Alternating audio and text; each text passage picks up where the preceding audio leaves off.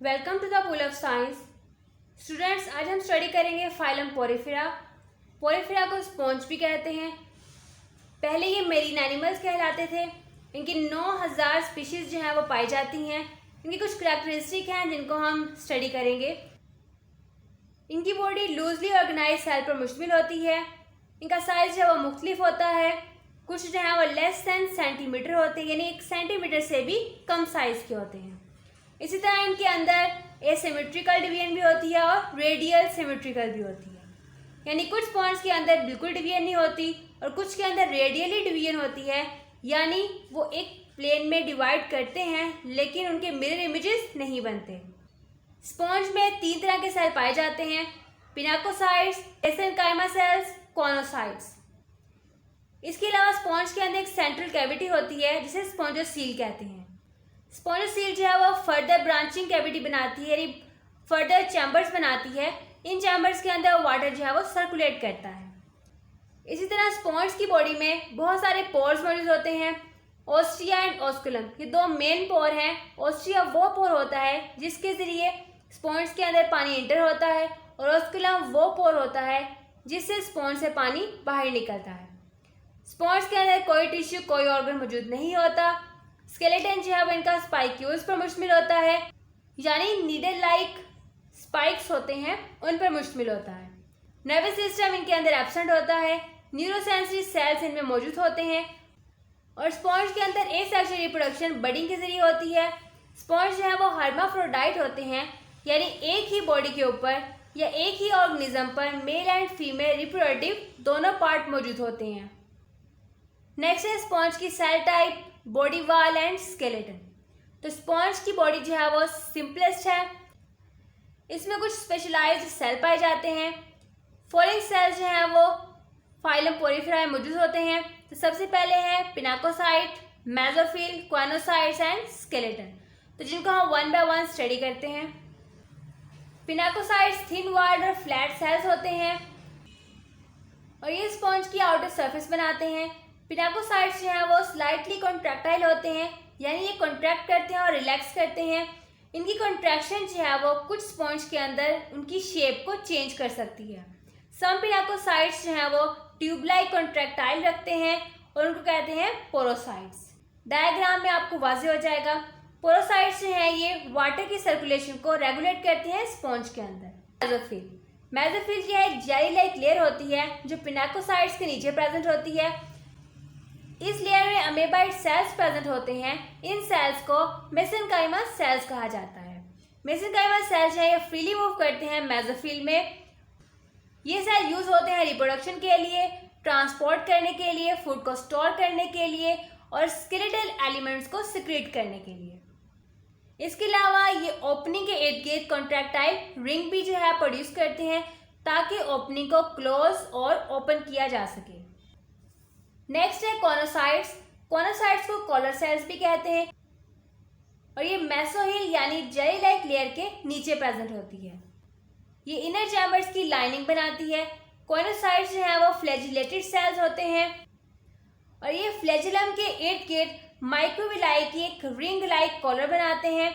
Microfilaments जो है microvilli के साथ कनेक्टेड होते हैं और इस तरह एक नेट लाइक स्ट्रक्चर बनाते हैं कॉलर के अंदर। फ्लैजिलम क्रिएट्स करते हैं वाटर करंट, यानी पानी की लहरें ये क्रिएट करते हैं। कॉलर वाटर से फूड पार्टिकल्स जो कि माइक्रोस्कोपिक होते हैं उनको फिल्टर करता है। कॉलर सेल जो हैं बहुत से प्रोटिस्टा में भी पाए जाते हैं और वो कॉलर सेल जो प्रोटिस्टा के अंदर पाए जाते हैं उन्हें कहते हैं क्वानोफ्लैजिलेट्स। तो ये है क्वानोसाइट्स की डायग्राम। तो ये है इसका पोर्शन कॉलर वाला और ये है इसकी बाकी बॉडी। अब कॉलर के अंदर जो है एक फ्लैजिला होता है। इसी फ्लैजिला की मूवमेंट से वाटर करंट प्रोड्यूस होते हैं, यानी पानी की लहरें प्रोड्यूस होती हैं, जिसकी वजह से स्पॉन्ज फूड पार्टिकल को अपनी तरफ अट्रैक्ट करता है, फिर उसको कैप्चर कर लेता है।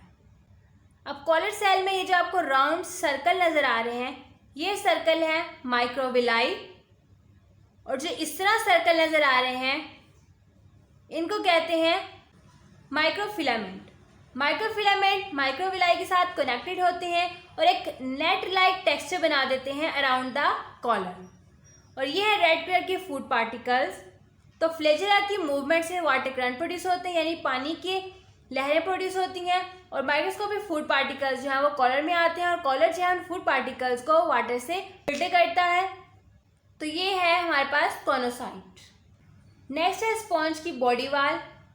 तो सबसे आउटर जो थिन और फ्लैट लेयर होती है वो होती है पिनाकोसाइट की।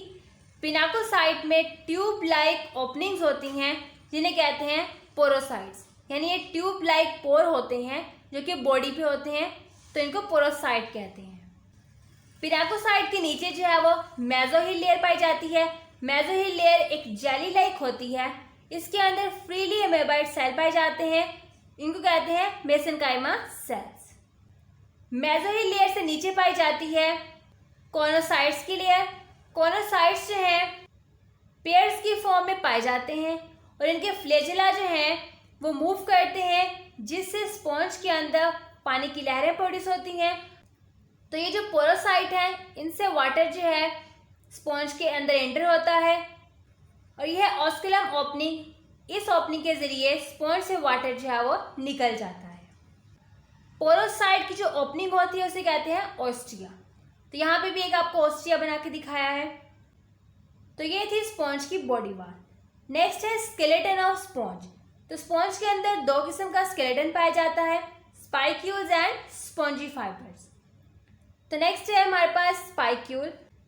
Spicules microscopic needle like spikes पर मुश्तमिल होता है और ये बनता है अमेबाइड सेल से ही, और ये कैल्शियम कार्बोनेट और सिलिका का बना हुआ होता है और डिफरेंट शेप्स के ये होते हैं। तो यहाँ पे ये आपको स्पाइक्यूल नज़र आ रहा है, तो ये डिफरेंट शेप का है लेकिन ये अमेबाइड सेल से ही बना हुआ है। उसके बाद है स्पॉन्जिन फाइबर्स। तो ये स्पॉन्जिन का बना हुआ होता है। स्पॉन्जिन जो है एक फिब्रस प्रोटीन होती है जो कि कोलेजन की बनी हुई होती है। तो नेक्स्ट है बहुत ही इंपॉर्टेंट क्वेश्चन स्पॉन्ज से रिलेटेड, एग्जाम्स में काफ़ी दफ़ा आ चुका है, water grains and body forms in sponge. तो इसे वाटर कैनाल सिस्टम भी कहा जाता है और ये क्वेश्चन जो है वो एक्सप्लेन वाटर कैनाल सिस्टम के नाम से आता है। स्पॉन्ज की लाइफ वाटर करंट पर डिपेंड करती है, यानी पानी की लहरों पर डिपेंड करती है। कॉनोसाइट्स ऑर्गेनाइज होकर वाटर कैनाल सिस्टम बनाते हैं। वाटर करंट्स जो हैं वो स्पॉन्ज की तरफ ऑक्सीजन और फूड लेके आती हैं और इसी तरह स्पॉन्ज से डाइजेस्टिव वेस्ट और मेटाबॉलिक वेस्ट को स्पॉन्ज की बॉडी से दूर लेके जाती हैं। वाटर कैनाल सिस्टम फूड की फिल्ट्रेशन और सर्कुलेशन के लिए इस्तेमाल होता है।